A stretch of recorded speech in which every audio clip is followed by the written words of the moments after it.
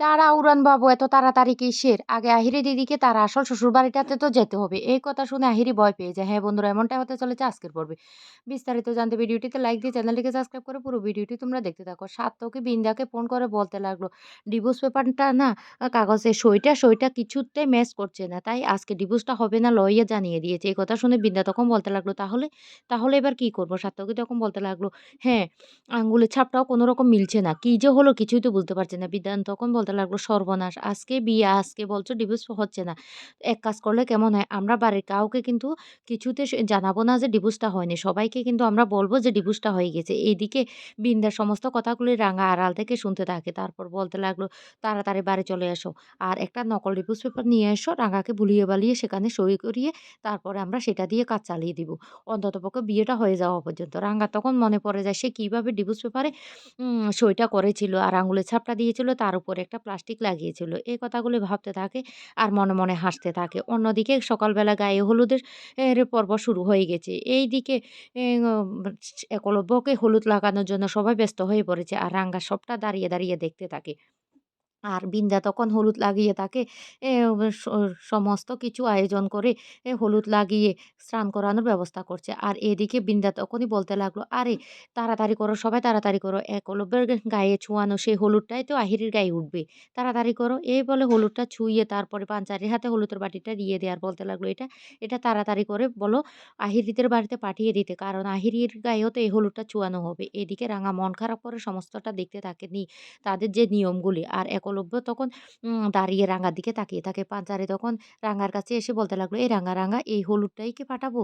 ভাইয়ের ছোঁয়ানো হলুদটাই কি পাঠাবো?" রাঙা তখন বলতে লাগলো, "আর এই বিয়েটা তো সত্যি, সত্যি হচ্ছে না। তাহলে এটা পাঠানোর কোনো দরকার নেই।"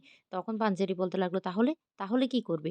তখনই শাড়ির আঁচল থেকে আরেকটা হলুদের বাটি বের করে রাঙা বলতে লাগলো, "এই বাটিটা নিয়ে যাও।" পাঞ্চারি তখন খুব খুশি হয়ে যায় আর বলতে লাগলো, "হ্যাঁ, ভাই না আহিরির সমস্ত কুকীর্তিটা বোম যখন ফাটবে তখনই বুঝতে পারবে আহিরির মুখোশটা। এখন ভাই কিছুই বুঝতে পারছে না। রাঙা তখন বলতে লাগলো, "তুই কোনো চিন্তা করিস না রে। পাঞ্চারে দিদি তুই কোনো চিন্তা করিস না। সমস্ত ব্যবস্থা আমি করে রেখেছি। শুধু সময়টা আসুক তারপর আসল বোমটা ফাটবে।" এই বলে ২ জন কথা বলতে থাকে। অন্যদিকে একলব্যের মনটা খুব খারাপ হয়ে আছে। আর এদিকে বিন্দারা সবাই মিলে ওকে স্নান করাতে থাকে।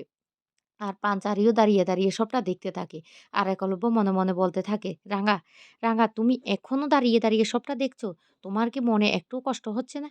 তুমি কি কিছুই কষ্ট পাচ্ছ না?" ওইদিকে রাঙাও মনে, মনে কষ্ট পেতে থাকে আর বলতে লাগলো, "উড়ানবাবু আমি জানি তোর অনেক কষ্ট হচ্ছে। কিন্তু আমি তো যেটা করছি সেটা ভালোর জন্য করছি। আহিরি দিদি যে মুখোশ পরে আছে সেটা সবাইকে দেখানোর জন্যই তো এই কাজটা করছি।" এই কথাগুলি বলতে থাকে। আর এদিকে একলব্যের ছোঁয়ানো হলুদটা রাঙা তার মুখে লাগিয়ে নেয়। অন্যদিকে দেখা যায় সেই হলুদের বাটিটা নিয়েই আহিরি দিদির বাড়িতে পৌঁছে গেল অঙ্কুর। আর বলতে লাগলো, "এই বাটিটাই তো পৌঁছে দিতে হবে।" আর রাঙা তখন বলতে লাগলো, "পাঞ্চারি দিদি তুই কোনো চিন্তা করিস না। তোকে আমি বলছি তো তুই একদম মন খারাপ করবি না।" তখন পাঞ্চারি বলতে লাগলো, "না, না আমি কেন মন খারাপ করব? আমিও তো চাই আহিরির মুখোশটা সবার সামনে খুলে যাক।" এই কথাগুলি দুজনে মিলে বলতে থাকে। আর এদিকে হলুদের সে বাটিটা নিয়ে যায় আহিরিদের বাড়িতে। আহিরিও খুব খুশি হয়। সে হলুদের বাটিটা পৌঁছে যাওয়ার সাথে, সাথে তখন আহিরির বাড়িতেও নিয়ম রীতি শুরু হয়ে যায়। আর আহিরির বাবা সবটা দাঁড়িয়ে, দাঁড়িয়ে দেখতে থাকে আর খুব খুশি হতে থাকে। এদিকে একলব্যের সে ছোঁয়ানো হলুদটাই আহিরির গায়ে লাগাতে থাকে। কিন্তু সে হলুদটা তো নকল হলুদ সেটা তো আহিরি জানে না। আহিরি তখন বলতে লাগলো, "রবীন্দ্র সিং কেন যে আমাকে ডেকে নিয়ে এতগুলো কথা বলেছে সেটাই বুঝতে পারছি না। ভালো, ভালো বিয়েটা হবে তো? ভালো, ভালো বিয়েটা হয়ে যদি যায় তাহলে তার থেকে ভালো আর কিছু হয় না। আমার না কেমন বড্ড ভয়, ভয় করছে সেই রবীন্দ্র সিং এর কথাগুলি মনে পড়ে।" আর মনে, মনে ভাবতে থাকে যে আহিরিকে কি, কি বলেছিল। আর এদিকে আহিরির মাও খুব খুশি হয়ে যায়। আর হলুদ লাগিয়ে আহিরিকে স্নান করাতে থাকে। অন্যদিকে এ এ একলব্যদের বাড়িতে স্নান করাতে থাকে। আহিরি তো তখন খুব খুশি হতে থাকে। আর আহিরি বলতে লাগলো, "ঠাকুর তুমি যেন সুন্দর করে বিয়েটা হতে দাও। কোনো অমঙ্গল যাতে, কোনো বাধা যাতে আমাদের এই বিয়েটা না হয়। আমি যেন একলব্যকে কাছে পাই।" এই বলে মনে, মনে খুব খুশি হতে থাকে। এইদিকে বৃন্দা বলতে লাগলো, "এবার কি করবে সাত্তকী? এবার কি করবে? তাহলে একটা নকল ডিভোর্স পেপারে রাঙাকে দিয়ে সাইনটা করিয়ে নিলে ভালো হয় না?" সাত্তকী তখন বলতে লাগলো, এই তো নকল ডিভোর্স পেপার আমি নিয়ে এসেছি। এবার শুধু সাইনটা করালে ভালো হয়।" আর সেটা রাঙা বাইরে দাঁড়িয়ে সবটা শুনতে থাকে আর বলতে লাগলো, "তোরা যে এই কাজটা করছিস, তোরা না শেষ পর্যন্ত জেলে যাস বড় বৌদি দিয়ে।" তখনই বৃন্দা রেগে যায় আর বলতে লাগলো, "কি বলছিস? কি বলছিস এসব?" তখন বলতে লাগলো, "হ্যাঁ, তোরা নকল ডিভোর্স পেপার নিয়ে এসেছিস আমাকে সাইন করানোর জন্য।" তখনই বৃন্দা বলতে লাগলো, "দেখ, দেখ, দেখ, দেখ এটা আসল। দেখতে পাচ্ছিস না? সাত্তকীও তখন বলতে লাগলো, "এই দেখ রাঙ্গা, এটা আসল ডিভোর্স পেপার।" রাঙ্গা তখন বলতে লাগলো, "হ্যাঁ, আমি না হয় গ্রামের মেয়েটা, আমাকে ভুলিয়ে বালিয়ে সইটা করিয়ে নিবি। কিন্তু বড় বাবু, উড়ান বাবু ওদেরকে তুই ভুলিয়ে বালিয়ে করতে পারবি? তুই কিছুতেই পারবি না।" তখনই বৃন্দা বলতে লাগলো, "ও তাই?" তখন বলতে লাগলো, "শোন আমি একটা কথা বলি আমার কথাটা মন দিয়ে শোন। বিয়েটা হতে দে, তোরা আনন্দ কর। বুঝতে পারছিস?" পরের দিন সকালবেলায় রাঙ্গা সকাল, সকাল উঠে স্নান সেরে যখন তাদের বিয়ের কথাগুলি মনে করতে থাকে আর সিঁদুরটা কপালে পড়তে থাকে। আর তখনই হঠাৎ করে সেখানে একলব্য চলে আসে। একলব্য এসে বলতে লাগলো, "এখন ডিভোর্স তো হয়ে গেছে। তাহলে তুমি কেন তোমার সিঁথিতে সিঁদুরগুলি পড়ছো?"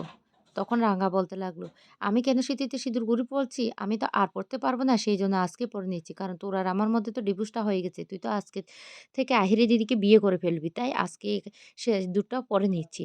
আর একটা কথা মনে রাখবি শুন, আমি তো তোদের বিয়েটা দেখতে পারব না। আর আমিও তোদের বাড়ি থেকে চলে যাব। তাহলে তুই আর এসব নিয়ে একদম চিন্তা করবি না।" তখন সেখানে বিন্দা আর ময়না চলে আসে আর এসে বলতে লাগলো, "এই রাঙা, রাঙা এসব কি হচ্ছে? একলব্য তুমি এখানে কি করছো? ময়না যাও তো একলব্যকে নিয়ে ছাদনাতলায় যাও। সেখানে আহিরি অপেক্ষা করছে।" আর বিন্দা তখন ময়নাকে বলতে লাগলো, "এই তুই এ সিঁদুর পড়ছিস কেন রে? ডিভোর্স হয়ে গেছে তারপরেও তুই কেন সিঁদুর পড়ছিস?" তখন ময়না বলতে মনে, মনে বিন্দা কথা শুনে রাঙা হাসতে থাকে আর বলতে লাগলো, "আমি যে কেন সিঁদুর পড়ছি সেটা তো তুই জানিস না বড় বউ দিদি।" এই বলে আরো বেশি, বেশি করে সিঁদুরটা পড়তে থাকে। তখন বিন্দা বলতে লাগলো, "এই রাঙা তোকে কি বলছি?" রাঙা তখন বলতে লাগলো, "শোনো বৌদিদি, বিয়েটা তো দেখবে তাই তাড়াতাড়ি গিয়ে সিটে বসে পড়ো। না হলে কিন্তু আসল খেলাটা দেখতে পারবে না। তবে কিন্তু মিস করে যাবে। তাই আসল খেলাটা দেখতে হলে তাড়াতাড়ি সিটে গিয়ে বসে পড়ো।" এ কথা শুনে বিন্দা তখন সন্দেহ হয় আর বলতে লাগলো, "কি বলছে? কি বলছে রাঙা?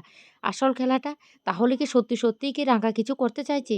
হে ঠাকুর তাড়াতাড়ি যেন হিরির আর একলব্যের বিয়েটা হয়ে যায়। বিয়েতে যেন কোনো বাধা না পড়ে।" এদিকে ছাদনাতলায় দাঁড়িয়ে আছে বউ সেজে সেই আহিরি। আর আহিরির মা-বাবা খুব খুশি আহিরিকে এমন সাজে দেখে। আর আহিরি তখন বলতে লাগলো, "কখন আসবে, কখন আসবে উড়ানবাবু?" তখন একলব্যকে নিয়ে আসা হয়। আর পুরোহিত মশাই বলতে লাগলো, "তাড়াতাড়ি আপনারা ৭ পাক ঘুরে নিন।" এই বলে ৭ পাক যখনই ঘুরতে যাবে তখন সেখানে রাঙা চলে আসে। আর এসে বলতে লাগলো, "দাঁড়া উড়ানবাবু, এত তাড়াটা কিসের? আগে আহিরি দিদিকে তার পুরস্কারটা দিই। ও বিয়ে করছে আমাকে তো একটা পুরস্কার দিতে হয়। সেই পুরস্কারটা না হয় তার শ্বশুরবাড়িটাতে পাঠিয়ে দিই।" তখনই আহিরি খুব ভয় পেয়ে রাঙার দিকে তাকিয়ে থাকে।